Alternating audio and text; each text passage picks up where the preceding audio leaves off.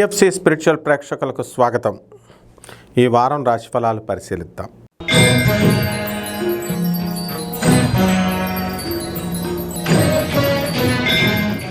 వృశ్చిక రాశి.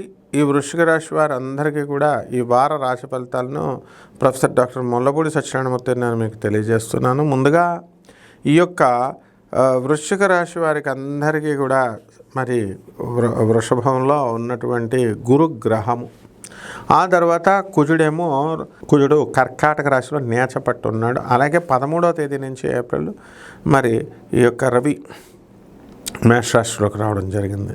ఇక బుధ శుక్ర రాహు శని గ్రహాలు మీనరాశిలో, కేతువు కన్యారాశిలో ఉండడం జరిగింది.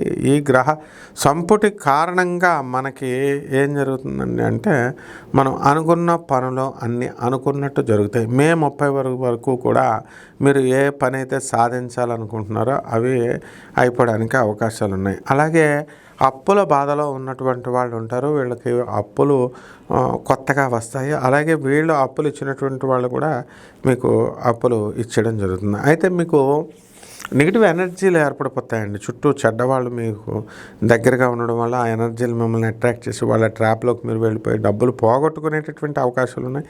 చెడ్డ వాళ్ళతో మీరు దోస్తానాలు ఫ్రెండ్షిప్లు చేయడానికి అవకాశాలు ఉన్నాయి. కాబట్టి ఇలాంటివన్నీ కూడా మీరు మానేసుకుంటే మంచిదన్నమాట ఈ యొక్క వృశ్చిక రాశి వారు.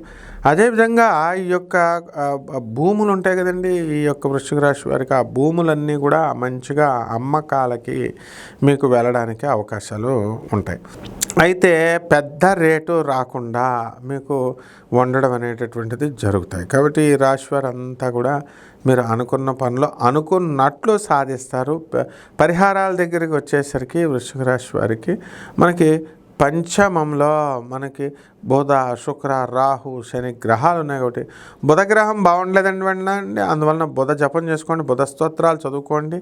ఆ బుధుడికి కిలోంపావు పెసల్ని పచ్చ రంగు ఆకుపచ్చ రంగు వస్త్రాన్ని ఇచ్చి పేద బ్రాహ్మణులకి బుధవారం నాడు ఉదయం 7 గంటలకి మనం దానం చేసుకోండి. లేదా తెల్లారుజామున 5 అయితే ఇంకా మంచిది. తెల్లారుజామున 5 గంటలకి దానం, లేదా కుదరకపోతే 7 గంటలకి అనమాట చేసుకున్నట్లయితే బ్రహ్మాండంగా ఉంటుంది. అలాగే పేదవాళ్ళందరికీ కూడా మీరు ఈ యొక్క దానాలు బాగా చేసుకోవాలి. ఈ విధంగా కనుక చేసుకున్నట్లయితే వృశ్చిక రాశి వారికి బ్రహ్మాండంగా శుభమస్తు.